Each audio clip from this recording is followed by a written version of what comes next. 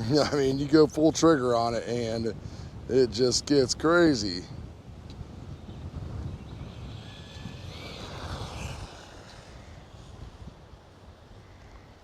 Parking lot basher, that'd be fun. For my needs, no, I probably am gonna have to switch this gear over to the granite and just see, or maybe we're gonna need a little less power. All right, guys, so we got the Typhon Grom all done, and you're gonna see a little bit of building and running footage in this video. And pretty much what I'm gonna do with this thing now is just sell it. And the biggest reason for me is I've got the Gorgon and the Big Rock, and the Gorgon just works better as a dog toy. It's just plain and simple. Doesn't roll, doesn't flip, and it's high, and it gets to the yard, and it's not crazy powerful enough where it's going to hurt the dog. This thing is like lightning fast. It's literally like uncontrollable. I know that some people that like go to like skate parks and baseball diamonds and all that stuff will have a great time with it.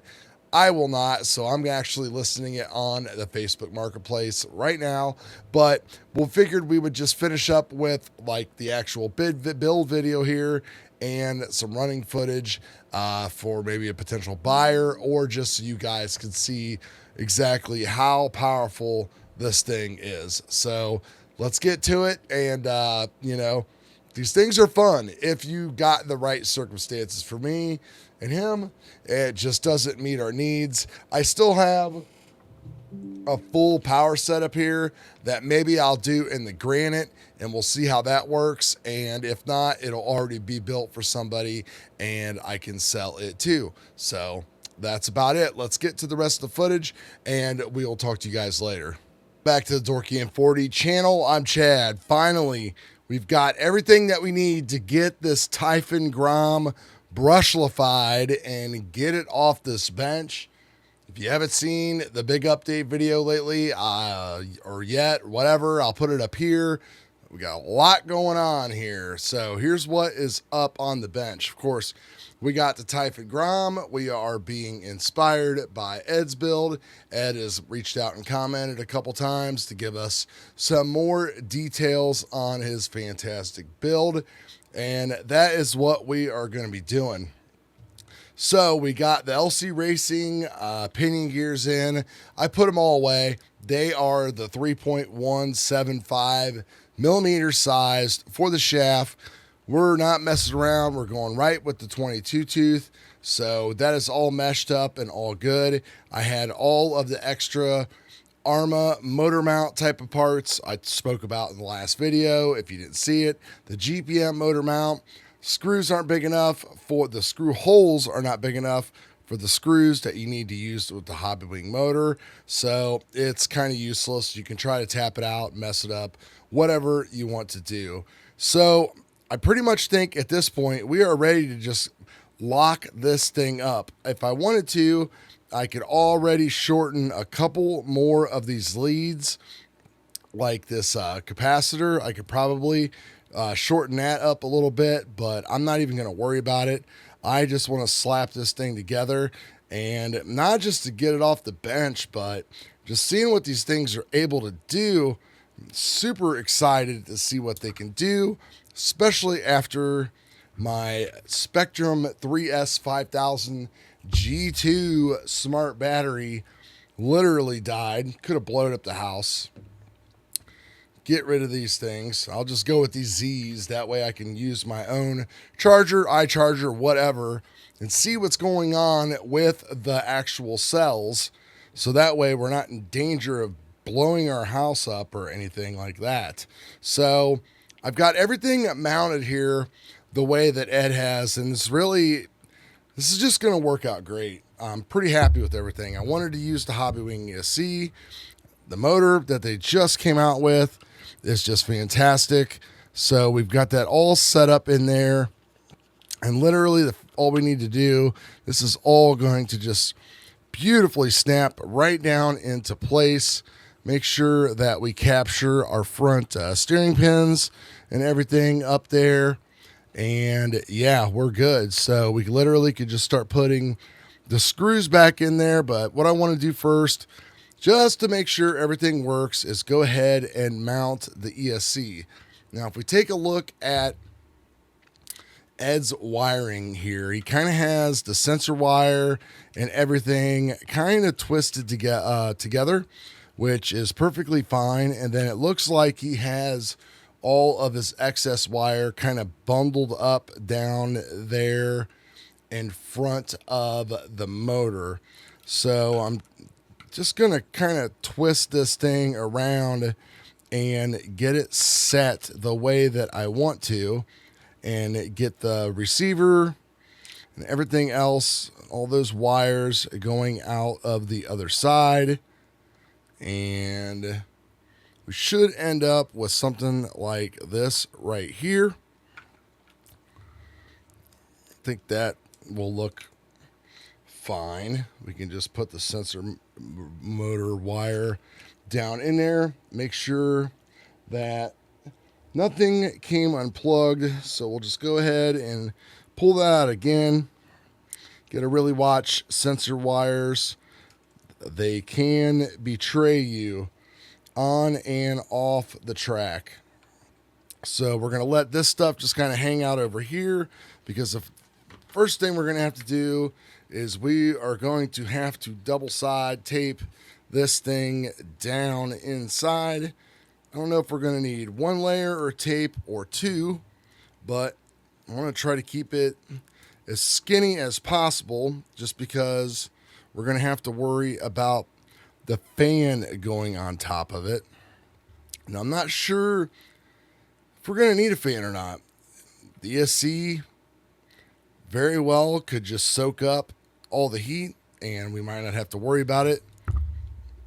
Same with the motor, because the Hobbywings got that nice design built into the case to soak up heat.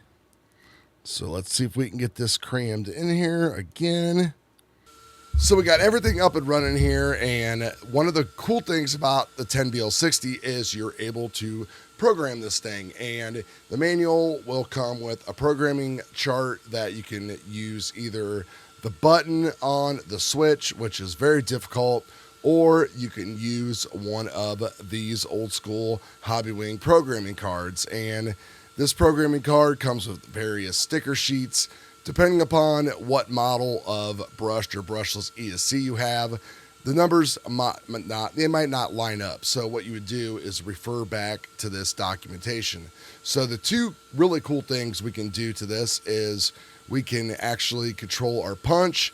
We can control things like drag brake and reverse and all that stuff that we're probably not going to fool around with. So the throttle punch, which I put it right in the middle for now. The other thing you can do is you can add electronic timing to the system. So you can go from 0 degrees timing all the way up to 26.25 degrees of timing. We'll put it right in the middle at 15. I'm geared pretty high at 22. And I'm just playing in the yard. I'm not doing like speed runs.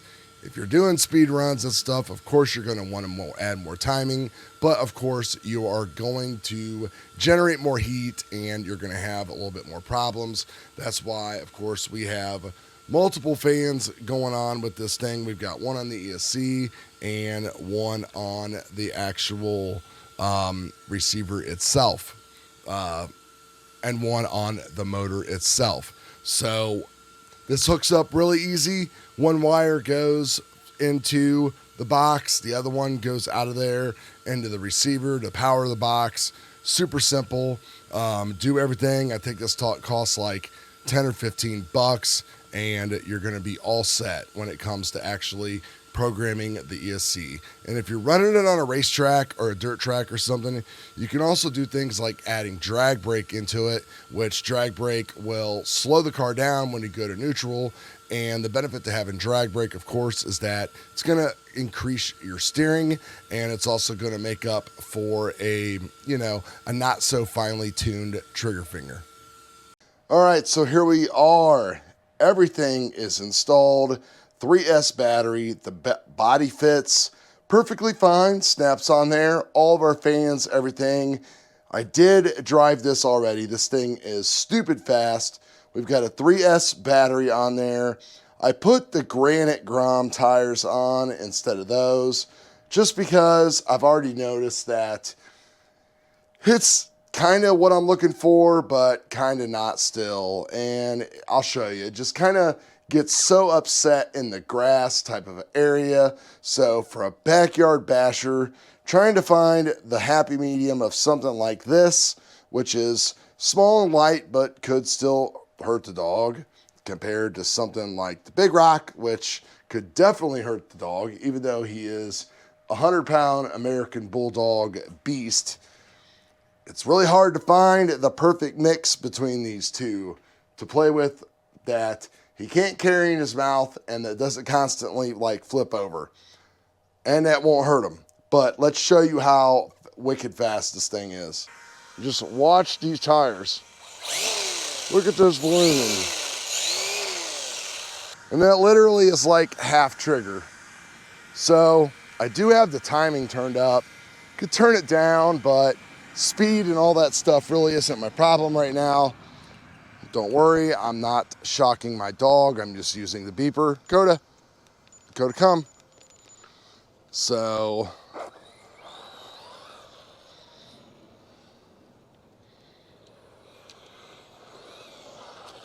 now these tires almost feel more unstable. Probably going to be more unstable because they're going to balloon more in the concrete. But let's see how they do in the grass.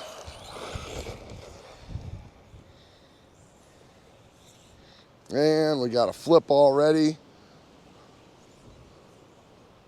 And we got another flip and a roll. Oh, yeah.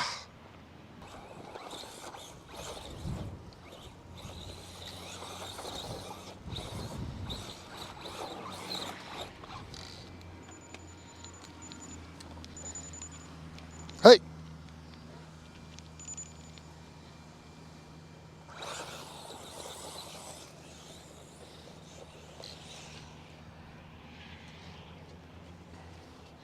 And he's got it.